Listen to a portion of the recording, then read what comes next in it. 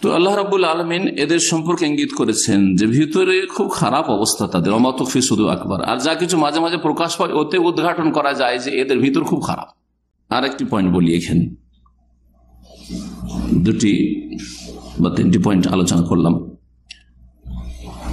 তৃতীয় বা চতুর্থ পয়েন্ট বলি, সেটা হচ্ছে যে যারা মানহাজকে গোপন রাখে তারা সবাইকে ধোঁকা দেয়। সবাইকে ধোঁকা দেয়, সবাইকে বলতে যারা সালাফি তাদেরকেও ধোঁকা দেয় যে ভাই আমরা তো আপনাদের মধ্যে কাজ করছি, আমরা সালাফি সালাফি সালাফি। সহিহ আকীদার বক্তা বলছেন না, সহিহ আকীদার বক্তা, সহিহ আকীদার আলেম। আর কিছুদিন পরে প্রকাশ পাচ্ছে, অথবা প্রকাশ পাই না আপনাদের কাছে, কিন্তু যারা সালাফি আলেম ওলামা তাদের কাছে অনেক আগে থেকে এটা জানা। দু চারটি ভালো কথা শুনে আপনারা হুকুম লাগিয়ে দিয়েছেন সহিহ আকীদা সহিহ আকীদা। এই যে ধোঁকা দিয়ে রেখেছে আপনাদেরকে, তো সহিহ আকীদার ওলামাদেরকে ধোঁকা দিচ্ছে, আহলে হাদিসদেরকে ধোঁকা দিচ্ছে, সৌদি আরবকে ধোঁকা দিচ্ছে, সালাফিদেরকে ধোঁকা দিচ্ছে। শুধু তাদেরকে ধোঁকা দিচ্ছে না, এমনকি বিদাতীদেরকে ধোঁকা দিচ্ছে, ওদেরকে ধোঁকা দিচ্ছে। মানে ওরাকে ধোঁকাতে রেখেছে যে আছি তোমাদের সাথে, ওরাও মনে করছে যে আমাদেরই লোক। বলছে না, কিছুদিন আগে আমাদের বড় একজন শেখ মদিনা থেকে বাস করে যখন এই মানহাজের ওপর ক্লিয়ার বললেন, তখন একজন তাদেরই বলছে যে উনি কিন্তু আমাদেরই লোক, আমাদের সংগঠনের লোক। জি হ্যাঁ। তো এইরকম যদি টানার চেষ্টা করে এইরকম গুলিকে, যারা হয়তো কোন এক সময় ছিল, হয়তো তখন ক্লিয়ার ছিল না, আলহামদুলিল্লাহ অনেকে চলে এসছে আলহামদুলিল্লাহ তাদের মধ্য থেকে বুঝার পরে, আর কেউ কেউ আসেনি, আল্লাহ যেন ওদেরকে ফিরে আসার তৌফিক দান করে। এরা দুই দলকে ধোঁকা দিয়ে রেখেছে, সহিহ আকীদার লোকদেরকে ধোঁকা দিয়ে রেখেছে যে এইসব বিদাতি মানহাজের আলেম বক্তাদেরকে সহিহ আকীদা বলে দিচ্ছেন আপনারা, আর বিদাতিদেরকে ধোঁকা দিয়ে রেখেছে। অথচ কোরআনে আল্লাহ স্পষ্ট শিখিয়েছেন সূরাতুল মায়েদার আয়াত নম্বর 54-তে, এবং এই বিষয়টি হাদিসে রয়েছে, ওয়ালা ইয়াখাফুনা লাওমাতা লাইম, কোন নিন্দুকের নিন্দা, কোন তিরস্কারকারী তিরস্কারকে কখনো ভয় করবেন না। হ্যাঁ, যদি আমি সহিহ আকীদার কথা বলি তো লোকে সমালোচনা করবে, যদি বলি যে এই বিষয়গুলি, তাহলে আমাকে বলো বিতর্কিত বক্তা। বিতর্কিত হতে চায় না। আর দুনিয়াতে যারা কাজ করেছে কেউ বিতর্কিত না, আদম আলাইহিস সালাম থেকে শুরু করে আজ পর্যন্ত সমস্ত নবী রাসূলই তো বিতর্কিত। তাহলে এটা কিন্তু এত খারাপ লেভেল আমাদের বাঙালি সমাজে, তাই না? উনি বিতর্কিত বক্তা, এক সহিহ আকীদার বক্তা আমার স্টেজে বসে উপস্থাপনাতে তার হিংসার কারণে, বিদ্বেষের কারণে একবার বলে দিল যে অনেকে শাইখ মতিউর রহমানকে বিতর্কিত বক্তা বলে। উদ্দেশ্য কি? উদ্দেশ্য অসৎ। কিন্তু চিন্তা করলাম যে আমি ফিতনাবাজ লোক না, আমি হিকমতওয়ালা লোক। এই সময় যদি ওকে কিছু বলি তার সাথে একটা সম্পর্কের অবনতি ঘটবে। আল্লাহ ওকে হেদায়েত করুক। আর ওর হাসাদ হিংসা ভিতরে ভরা আছে, আল্লাহ ওর দিকে ফিরিয়ে দিবে। আমাকে আল্লাহ হেফাজত রাখে। আমার কিছুই ক্ষতি করতে পারেনি, নিজেরই ক্ষতি করেছে, নিজেরই ক্ষতি করেছে। আল্লাহর কাছে আমলনামায় লেখা হয়েছে রাসূলুল্লাহ সাল্লাল্লাহু আলাইহি সাল্লাম নবুয়ত আসা পর্যন্ত বিতর্কিত ছিলেন। যখনই নবুয়ত আসলো তখনই তো বিতর্কিত। ফামিনহুম মান আমানা ওয়া মিনহুম মান কাফার। ঈমান আনলো, কেউ ঈমান আনলো না, তাহলে তো বিতর্কিত। তাহলে এটা ভুল কথা যে আমি বিতর্কিত ব্যক্তি হতে চাই না, এটা নেফাক, মুনাফিকি। আকীদা মানহাজ প্রকাশ না করা, গোপন করা হচ্ছে নেফাক, কপটতা, মুনাফিকি। এটা একটা পয়েন্ট মনে রাখবেন। ধোঁকা দিয়ে রেখেছে, মুনাফিক ধোঁকা দিয়ে রাখে। মুনাফিকদেরকে মুসলিমরা মনে করে যে মুসলিম, আর কাফেররা মনে করে যে আমাদেরই। ঠিক ওই রকমই বেদাতি বক্তা বা বেদাতি দায়ীদের অবস্থা ঠিক ওই রকম, সবাই নিজে নিজের দলে টানে। রাসূলুল্লাহ সাল্লাল্লাহু আলাইহি ওয়াসাল্লাম সহিহ বুখারী মুসলিমের হাদিস রয়েছে এই ক্ষেত্রে, ওয়া আলা আন নাকুলা বিল হাক্কি আইনামা কুন্না লা নাখাফু ফিল্লাহি লাওমাতা লাইম। রাসূলুল্লাহ সাল্লাল্লাহু আলাইহি ওয়াসাল্লামের সাথে উবাদা বিন সামিত বলছেন, আমরা বায়আত করেছি, শপথ নিয়েছি, ওয়াদা করেছি বেশ কয়েকটি বিষয়, তার মধ্যে সময়ের স্বল্পতার জন্য এইটুকু বলছি যে আমরা হক কথা, সত্য কথা বলবো, আইনামা কুন্না, যেখানে যে অবস্থায় থাকি না কেন, অনুকূল অবস্থায়, প্রতিকূল অবস্থায়, লা নাখাফু ফিল্লাহি লাওমাতা লাইম, আর কোন তিরস্কারকারী তিরস্কারকে কখনো ভয় করব না। কে কি বলছে, কে গাল দিবে,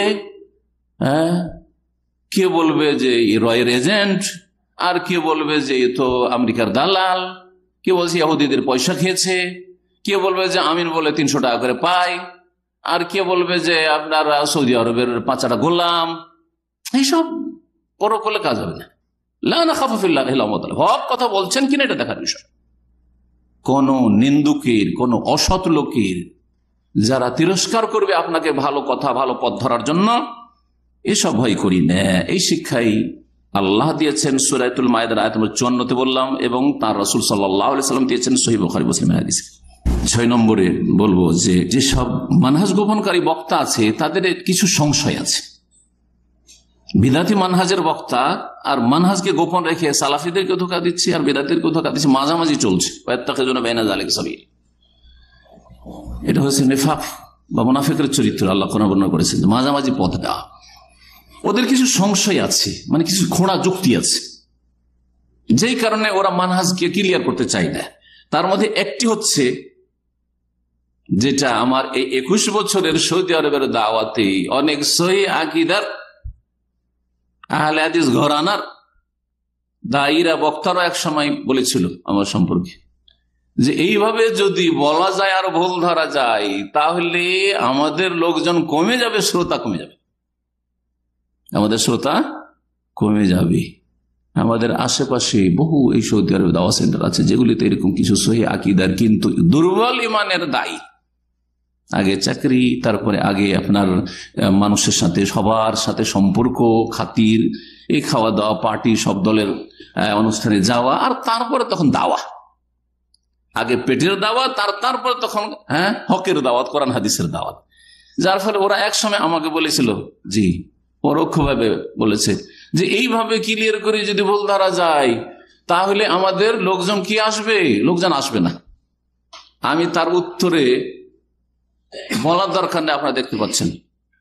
কিন্তু যেই লোক আমাকে সেই কথাটি তাদের পক্ষ থেকে বলেছিল, তাদেরকে বলেছিলাম যে আমি যখন 1420 হিজরির মুহররমে প্রথম আসি আর এসে শুরু করি দাওয়ার কাজ, আমাদের সেন্টারে 15টা লোক নিয়ে শুরু করেছিল। প্রথম দিনের ক্লাসে কয়টা লোক ছিল? তাও জুমার পরে, এইগুলো ছোট দার্সে না, জুমার পরের আলোচনায় মাত্র 15টি লোক নিয়ে শুরু করেছিল। সেটা আলহামদুলিল্লাহ বাড়তে বাড়তে অল্প 6 মাস 1 বছরের মধ্যে 180, 100, 150, বেশ কিছুদিন ধরে 150-র মধ্যে থাকলো, তারপর 200, 250, 300। এখন বুঝতে পারছেন যে জুমার দিনে 300, 350 লোক হয়ে যায়, জায়গা দেওয়া সম্ভব হয় না।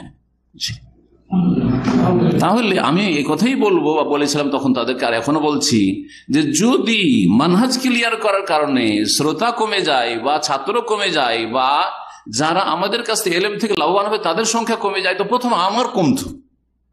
আমার একেবারে দার্স খালি হয়েছে, কেউ শিখতো না।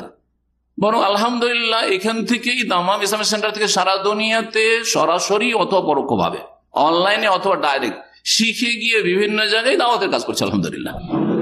কিন্তু যারা মানহাজ গোপন করতে চেয়েছিল তাদের কাছ থেকে কতটা শিখেছে তারাই বলবে, আমি বলবো না। লোক কমে যায় এই কথা, এই ধারণা তাদের ভ্রান্ত ধারণা। এই একটা উত্তর এই সংশয়ের, যে যদি ক্লিয়ার করে বলি তাহলে কি হয়ে যাবে যে আমি সালাফি আকীদার লোক, আমি সালাফি মানহাজের লোক, আমি আহলুল হাদিস, আমি ভাই কোরআন সুন্নাহর অনুসারী, আর এই দলগুলিতে ভুল আছে, এই দলে মানহাজগত ভুল আছে, এই দলে বিদআত আছে, এসব কথা বলে লোক কমে যাবে। একটা উত্তর দিলাম, সেটা হচ্ছে যে যদি কমতো তাহলে যারা যেসব দায়ী আলেমরা ক্লিয়ার বলে, যাদের মানহাজ ক্লিয়ার, তাদের অনুসারীর সংখ্যা বা তাদের শ্রোতাদের সংখ্যা কমে যেত। কমছে? কমে না। তাহলে উত্তর হলো একটা। দ্বিতীয় উত্তর হচ্ছে যে ইসলামে কোয়ান্টিটি, পরিমাণের গুরুত্ব বেশি না, কোয়ালিটি, ধরনের গুরুত্ব বেশি। কোয়ালিটি, ধরন, কি ধরনের কাজটা হয়েছে, কতটা পরিমাণ হয়েছে ওইটা দেখার বিষয় নেই, কত সুন্দর কাজ হয়েছে। লিয়াবলুয়াকুম আইয়াকুম আহসানু, বেশি সুন্দর, আকসারও বলা হয়নি, বেশি পরিমাণ এটা বলা হয়নি। জি, কোরআনের 2টি আয়াতে, সূরা কাহফে আছে, সূরা মুলকেও আছে আহসান আমলের কথা। আকসার আমল কোথাও নেই যে কার আমল বেশি, কার আমলের কোয়ালিটি বেশি সুন্দর। হয়ে গেল।